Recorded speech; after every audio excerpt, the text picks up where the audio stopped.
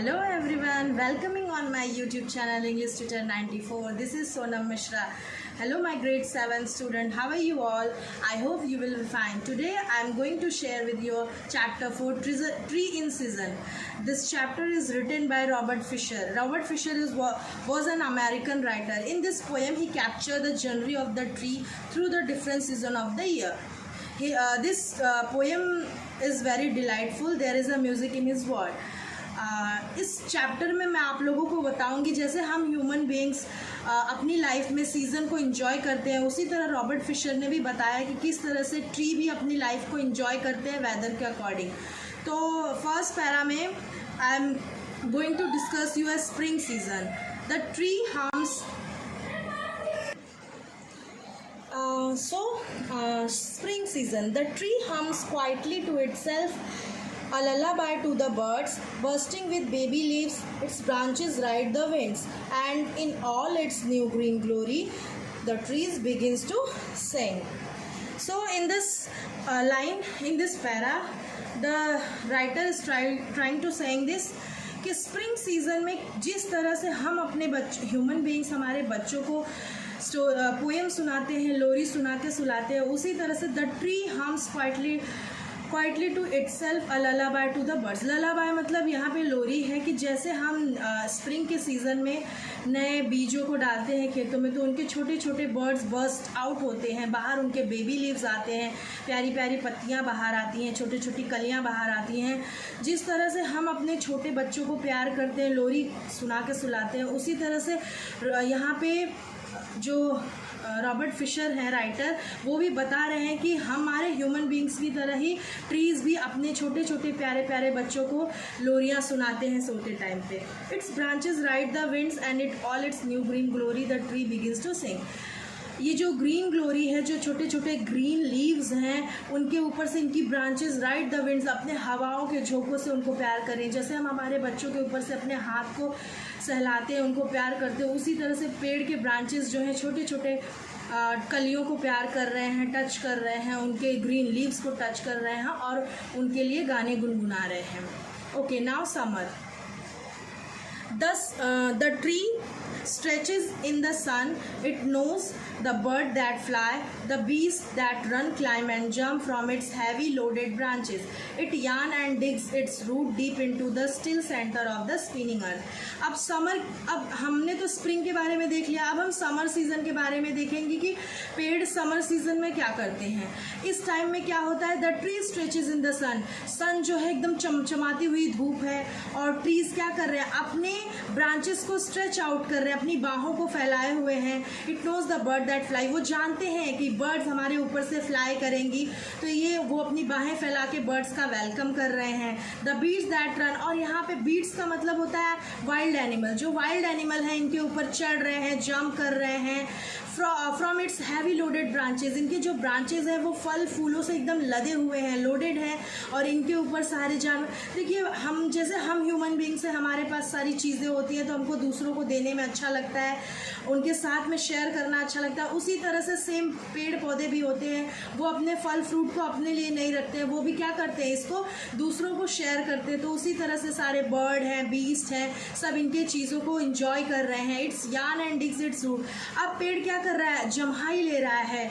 जम्हाई का मतलब जब बहुत ज़्यादा इंसान थक जाता है तो जम्हाई लेता है, अंगड़ाई लेता है. उसी तरह से पेड़ भी हैं, ये लोडेड है बहुत ज़्यादा और ये बहुत हैवी हो चुके हैं, तो ये अंगड़ाई ले रहे हैं और अपने रूट्स को बहुत ही ज़्यादा डीप तक भेज दिया है, deep into the still centre of the spinning earth. ये जो अर्थ है ये दिन रात घूमती रहती है, स्पिन कर रही है, लेकिन अर्थ स्पिन कर रही है मगर पेड़ जो है एकदम सेंटर में सीधा खड़ा है, एकदम इरेक्टेड स्टैंड है, क्योंकि ये अपने रूट्स को ज़मीन में एकदम अंदर डीप तक भेज करके मिनरल्स, वाटर, सारी चीज़ों का एडवांटेज ले रहा है और सेंटर में खड़ा है.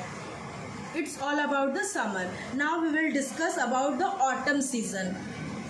Autumn season में राइटर क्या बताते हैं हमें Robert Fisher. The tree shivers in the shortening day, its leaves turn gold, the cloud pass, the seeds fall, the trees drops its coins of gold, and the days are rich with the spending of leaves. Autumn season में writer हमें बता रहे हैं कि autumn में थोड़ी थोड़ी ठंड पड़ने लग जाती है, तो बता रहे हैं कि the tree शिवर्स in the shortening day, और ठंडियों में दिन क्या होता है, शॉर्ट हो जाता है, थोड़ा छोटा होने लगता है। तो बता रहे हैं कि शॉर्टनिंग डे में ट्रीज शिवर कर रहे हैं, शेक कर रहे हैं, पूरी ट्रे जो है वो शेकिंग हो रही है।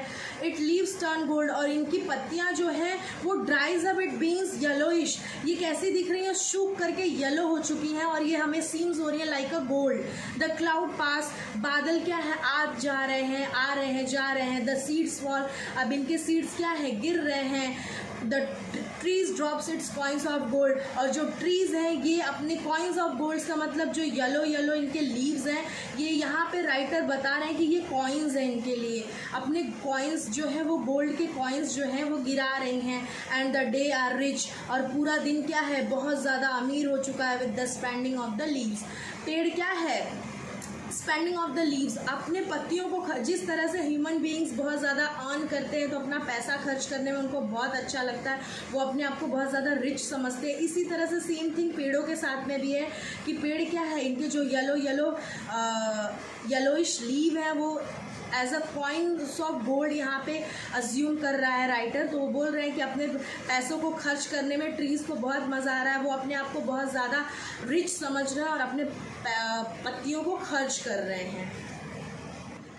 नाउ विंटर, ओल्ड ब्रांचेस एक, the trees stand naked in the storm, frozen, bleak and bare, deep underground's life lies sleeping. The tree sleeps and waits for the returning sun to wake him up from his woody dreams. Now winter के बारे में देखें। Winter ठंड, एकदम बहुत ज़्यादा ठंड है, लाइक जैन एंड फैब की तरह, फैब मंथ की बात हुई यहाँ पे।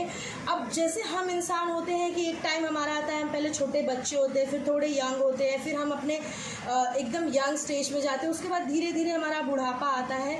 वैसे ही पेड़ों के साथ में पहले वो छोटे से सीड्स होते हैं, उसके बाद बर्स्ट आउट होते हैं, उसके बाद वो थोड़े प्लांट बनते हैं, फिर ट्री बनते हैं, उसके बाद अब उनका भी बुढ़ापा आ रहा है। तो विंटर में क्या है, पेड़ एकदम अपने एकदम टॉप पे है कि अभी उसका बुढ़ापा है। तो ओल्ड ब्रांचेस एज, जैसे हम ह्यूमन बीइंग्स के हड्डियों में दर्द चालू हो जाता है, हमारा झुकाव होने लगता है, सेम वैसे ही पेड़ के साथ में भी है कि उसके जो पुराने पुराने ब्रांचेस है उसमें बहुत ज़्यादा पेन होने लगा है।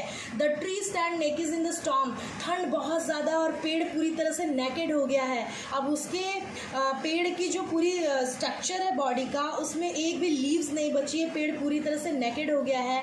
फ्रोजन, ब्लीक एंड बेयर, और ठंड की वजह से कोल्ड एंड अनप्लीजेंट, बहुत ज़्यादा ठंड जो है उसको अनप्लीजेंट लग रही है, बिल्कुल अच्छा नहीं लग रहा है, और पेड़ बहुत ज़्यादा वीक अपने आप को महसूस कर रहा है ठंड की वजह से।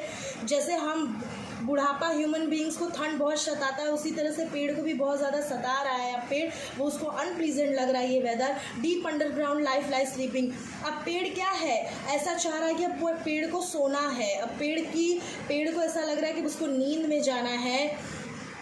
द ट्री स्लीप्स, और पेड़ सो रहे हैं। And waits for the returning sun to wake him up, पेड़ बोलता है, अब वो इंतज़ार कर रहा है कि अब वो अपने वुडी ड्रीम्स में चला गया है, अब नई सूरज की किरण वापस से आएगी और मुझे जगाएगी। इसका सेंस है कि अब पेड़ का लास्ट टाइम है, अब पेड़ बोल रहा है कि अब हम सोना चाहते हैं, जब दूसरी किरण आएगी उसके साथ नए आप सीड्स को अपने खेतों में डालेंगे, फिर नए जो छोटे छोटे प्लांट्स हैं वो वापस से बर्स्ट आउट होंगे, फिर नई लाइफ साइकिल चलेगी। तो ये रही पूरी पोएम की स्टोरी। कैसी लगी आपको स्टोरी? रॉबर्ट फिशर ने बहुत ही प्यारी तरीके से बताया है, जैसे एक ह्यूमन बीइंग्स को और एक पेड़ की लाइफ को समराइज़ करके। तो मुझे तो स्टोरी में बहुत अच्छा लगा, बहुत मज़ा आया। तो आप लोगों को कैसा लगा ऐसा कमेंट बॉक्स में लिखिएगा। Then subscribe my channel and likes my video and press the bell icon from my upcoming new videos. Thank you, bye bye, good night.